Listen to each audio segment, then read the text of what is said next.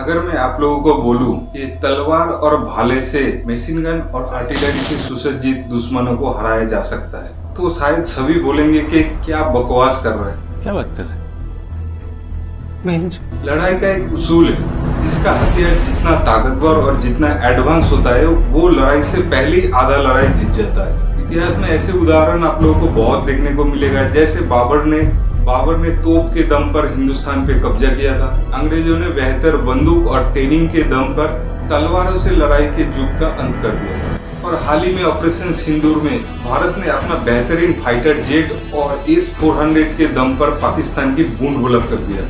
लेकिन हमेशा ऐसा नहीं होता है। ऐसे ही एक लड़ाई हिंदुस्तान के जाबाज और बहादुर सैनिकों ने प्रदेश की धरती पे लड़ा था, जहां भाले और तलवार से मशीन गन और तोपों के गोले को बेकार कर दिया था। उन्होंने ऐसा लड़ाई लड़ा था जो दुनिया की समझ से परे था, और ऐसे लड़ाई सिर्फ और सिर्फ हिंदुस्तान के सैनिक ही लड़ सकता है, चाहे वो सरगराई की लड़ाई हो या फिर लंगेवाला की लड़ाई हो। आज से लगभग 100 साल पहले जोधपुर लांसर, मैसूर और हैदराबाद रेजिमेंट, जो कि उस समय ब्रिटिश आर्मी का अंडर था, दुनिया के सबसे बड़े मुस्लिम एम्पायर ऑटोमन एम्पायर के खिलाफ ऑटोमन एम्पायर के कब्जे से एक शहर को छुड़ाया था, और उस शहर का नाम है हाइफा, जो आज इजराइल में है। तो चलिए जान लेते हैं बैटल ऑफ हाइफा के बारे में, क्योंकि खुद के पूर्वजों के बारे में नहीं जानेंगे तो खुद के बारे में कैसे जानेंगे। सितंबर 1918 को वो समय था जब पहला विश्व युद्ध खात्मे की कगार पर था। भारत तब गुलाम था, लेकिन इस विश्व युद्ध में भारत के 10 लाख सैनिक झोंक दिए गए थे। तो दोस्तों, इंडियन सोल्जर्स को विदेशी जमीन पर बहुत कम फैसिलिटी मिली हुई थी। आज के टाइम पर आप सर्दी रोकने के लिए स्वेटर पहन सकते हो, लेकिन उस टाइम पर इंडियन सोल्जर्स के पास ढंग के कपड़े नहीं थे यूरोप की सर्दी को रोकने के लिए। वजह साफ थी, भारत गुलाम था ब्रिटेन का, और ब्रिटेन इस युद्ध के सबसे बड़े खिलाड़ियों में से एक था। पूरा एशिया और मिडिल ईस्ट भी युद्ध की आग में झुलस रहा था। इस बीच एक लड़ाई ने भारतीय सैनिकों के बारे में दुनिया का नजरिया बदल दिया। ये लड़ाई थी हाइफा की लड़ाई, जहां जोधपुर और मैसूर लांसर्स ने ऑटोमन साम्राज्य को हरा दिया था। ये वो दौर था जब इजराइल दुनिया के नक्शे पर नहीं आया था, जब इजराइल का यही हाइफा शहर ऑटोमन साम्राज्य के अधीन हुआ करता था। इसी हाइफा में भारत की 3 रियासतों मैसूर, जोधपुर और हैदराबाद के सैनिकों को लड़ने के लिए भेजा गया था। तब हाइफा पर ऑटोमन को सपोर्ट करने के लिए जर्मनी की सेना भी साथ में खड़ी थी। ऑटोमन एम्पायर के साथ ये शहर जीतना बेहद इंपॉर्टेंट था, क्योंकि हाइफा की लोकेशन स्ट्रेटेजिक थी। समुद्र के किनारे बसा हाइफा न केवल मिलिट्री के लिए इंपॉर्टेंट था, बल्कि यहाँ एक बड़ा रेल नेटवर्क था और एक बंदरगाह भी, जिसकी मदद से हाइफा से ही युद्ध के लिए सामान की आवाजाही होती थी। समस्या ये थी कि हाइफा पर ऑटोमन और बेहद ताकतवर जर्मन सेना का अच्छा कंट्रोल था। उनके पास मॉडर्न मशीन गन, तोपखाने और ट्रेंड सैनिकों की बड़ी टुकड़ी थी। दूसरी ओर युद्ध के आखिरी पड़ाव में ब्रिटिश सेना कमजोर हो चुकी थी और उनके पास लड़ने के लिए रिसोर्सेस नहीं बचे थे। ऐसे में इस असंभव काम के लिए भारतीयों को चुना गया, जिनके पास ढंग के हथियार भी नहीं थे। भारतीय सैनिकों की इस टुकड़ी में जोधपुर लांसर्स और मैसूर लांसर्स शामिल थे। इन सैनिकों की खासियत ये थी कि वो घोड़े पर सवार होकर भाले और तलवारों से लड़ाई लड़ने में माहिर थे। इनके कमांडर थे मेजर दलपत सिंह शेखावत, जिनकी स्ट्रैटेजिक सूझबूझ और लीडरशिप क्वालिटी की वजह से उन पर पूरा भरोसा किया जा सकता था। भारतीय सैनिकों को सिर्फ हाइफा नहीं, बल्कि इसके साथ ही नाजरत और दमस्क को जर्मन तुर्की सेना के कब्जे से आज़ाद कराने की जिम्मेदारी दी गई थी। ये जगह भी आज के वक्त में इजराइल और सीरिया में पड़ती हैं। फिर जंग की वो घड़ी भी आ गई जब एक मॉडर्न सेना से भारत की एक ट्रेडिशनल सेना की टक्कर हुई। ये 23 सितंबर 1918 की तारीख थी। हाइफा शहर के अंदर मशीन गन और उस जमाने के सबसे आधुनिक हथियारों के साथ जर्मन और तुर्की सेना तैयार खड़ी थी। उनके सामने थे जोधपुर और मैसूर के सैनिक, जिनके पास ऑटोमेटिक हथियार नहीं थे। घोड़ों पर सवार होकर वो सैनिक हाथ में भाले और तलवारें लिए खड़े थे। अगर आप आंखें बंद करके इमेजिन करो तो जंग का रिजल्ट कुछ ऐसा होगा कि सभी घोड़े और भारतीय सैनिक मशीन गन की गोलियों की बौछार के आगे पस्त हो गए। कोई नहीं बचा। घंटे भर की गोलीबारी में खेल खत्म समझो। लेकिन सेना के कमांडर मेजर दलपत सिंह ने अच्छी प्लानिंग की थी। उन्होंने अपनी टुकड़ी को 2 हिस्सों में बांटा था। एक टुकड़ी ने हाइफा के किले को घेर लिया था और दूसरी से सामने से हाइफा पर अटैक कर दिया गया था। यही वजह है कि 23 सितंबर को वैसा कुछ भी नहीं हुआ जैसा मैंने आपसे आंख बंद करके इमेजिन करने को कहा था, बल्कि वो हुआ जिसे असल मायनों में जंग लड़ना कहा जाता है। वो हुआ जिसे इतिहास में दोहराए जाने की कल्पना भी नहीं की जा सकती। उस दिन जंग के मैदान में भारतीय सैनिकों ने इंडियन होने का दम दिखा दिया था। हुआ ये कि हाइफा शहर के अंदर बैठकर जर्मन और तुर्की सेना इंडियन रेजिमेंट्स का इंतजार कर रही थी।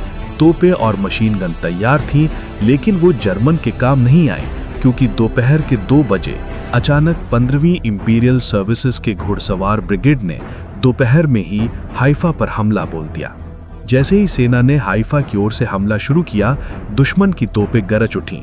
गोलियों की बौछार हो रही थी, लेकिन भारतीय लांसर्स के घोड़े दुश्मन की ओर बढ़ते ही जा रहे थे। दुश्मन को यह उम्मीद नहीं थी कि भाले और तलवारों के साथ कोई सेना इस तरह उनकी मशीन गन का सामना कर सकेगी। इस हमले से जर्मनी के सैनिक उभर पाते कि उधर जोधपुर के सैनिकों ने पास के पहाड़ माउंट कार्मेल से हमला कर दिया। वहीं मैसूर के सैनिकों ने पर्वत के नॉर्थ एज से हमला किया। मेजर दलपत ने खुद मोर्चा संभाला। उनके नेतृत्व में सैनिक दुश्मन के किलेबंदी वाले हिस्से तक पहुंच गए। उनके आदेश पर सैनिकों ने दुश्मन की तोपों और मशीन गनों को नष्ट करना शुरू किया। ये काम हालांकि आसान नहीं था। दुश्मन सैनिकों ने बहुत ज्यादा विरोध किया, लेकिन भारतीय सिपाहियों के साहस और बलिदान ने दुश्मन की हर चाल को नाकामयाब कर दिया। इस दौरान मेजर दलपत खुद गंभीर रूप से घायल हो गए थे, लेकिन उन्होंने आखिरी सांस तक लड़ाई का नेतृत्व किया। उनके बलिदान ने भारतीय सैनिकों के मनोबल को और भी ज्यादा बढ़ा दिया था। दलपत सिंह की मौत के बाद डिप्टी बहादुर अमन सिंह जोधा आगे आए। वहीं दूसरी ओर जोधपुर और मैसूर लांसर्स ने दुश्मन की लाइन में घुसकर उनके बड़े बड़े ऑफिसर्स को पकड़ लिया। ये सब इतनी तेजी से हो रहा था कि टर्की और जर्मन सेना को समझ में नहीं आ रहा था कि वो आखिर कैसे लोगों से लड़ाई लड़ रहे हैं। भारतीय लांसर्स के घोड़ों की स्पीड और उनके जंग लड़ने के तरीकों ने मॉडर्न हथियारों को फेल कर दिया था। घोड़ों के आगे गोलियों की सीधी लड़ाई की कल्पना करके ब्रिटिश जनरल एडमंड एलन-बी भारतीय सैनिकों को युद्ध से पीछे हटाने की सोच रहे थे, लेकिन इंडियन सैनिक युद्ध में कूद चुके थे। उनके पास खोने को कुछ नहीं था, इसलिए वो पूरी जान से लड़े। इसका रिजल्ट भी उन्हें दिखा। सिर्फ 1 दिन के युद्ध के बाद भारतीय सैनिकों ने हाइफा को 400 साल पुराने ऑटोमन साम्राज्य से आजादी दिला दी।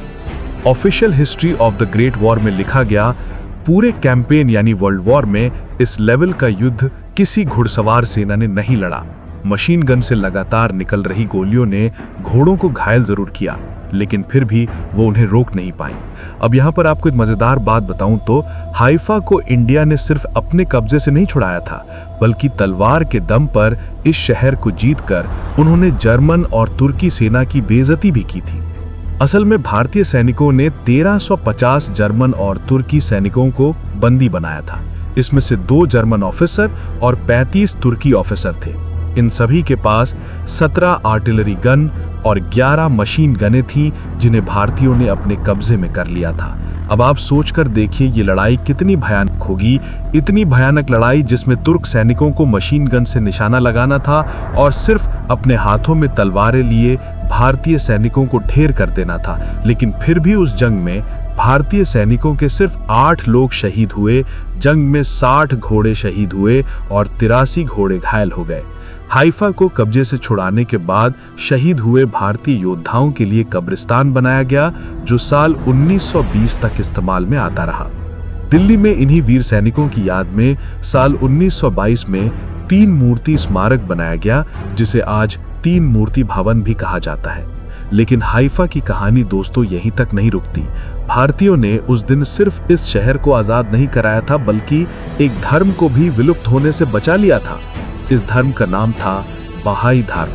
अगर आप कभी दिल्ली जाएं या आपने कभी दिल्ली का नाम सुना है, यहाँ के टूरिस्ट प्लेसेस को सर्च करोगे आप तो आपको लोटस टेम्पल के बारे में जरूर मिलेगा। ये लोटस टेम्पल इसी बहाई धर्म के लोगों का धर्म स्थल है। ये धर्म बहाउल्लाह नाम के एक धार्मिक गुरु ने स्थापित किया था।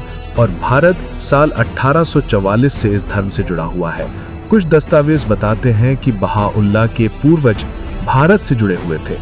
युद्ध के दौरान तुर्क साम्राज्य में अब्दुल बहा नाम के धार्मिक गुरु के काल में बहाई धर्म बहुत तेजी से बढ़ रहा था, जिससे उनकी जान को खतरा हो गया था।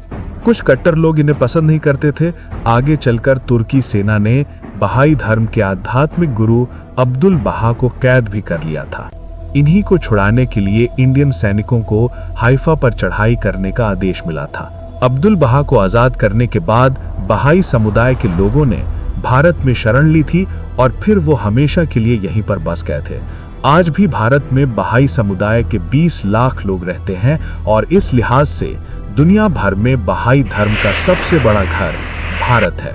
एक बार सोच के देखो कि वो कैसे लोग होते होंगे जो तलवार और भाले से उस समय का मॉडर्न वेपन मशीन गन और आर्टिलरी के खिलाफ लड़ने का हिम्मत रखता था और साथ ही उस लड़ाई को जीतने का दम भी रखता था। तो भाई ऐसे ही है हमारे भारत की सेना, जिसे हम आज इंडियन आर्मी के नाम से जानते हैं। आज जब दुनिया के बड़े बड़े देश ये छाती ठोक के कहते हैं कि हमने तो वो वेपन सिस्टम बना लिया, ये फाइटर जेट बना लिया, आयरन डोम, गोल्डन डोम, फलाना ढिकाना, उनसे मैं एक ही बात कहना चाहता हूँ कि आप लोग वेपन सिस्टम, वार मशीनरी तो बना लोगे, पर जंग जीतने के लिए भारतीय सेना के बराबर जो जिगरा, साहस और बहादुरी चाहिए, वो तुम लोग कौन सी फैक्ट्री में बनाओगे? क्योंकि वो तो सिर्फ और सिर्फ भारत के मिट्टी में ही पैदा होता है। पैटन टैंक की कहानी आप लोगों को पता होगा, जिसे बनाने वाले अमेरिका का दावा था कि इस टैंक को कोई बर्बाद नहीं कर सकता आसानी से। पर भारतीय सेना के परमवीर चक्र विजेता क्वार्टर मास्टर अब्दुल हमीद ने 1965 की लड़ाई में अकेले ही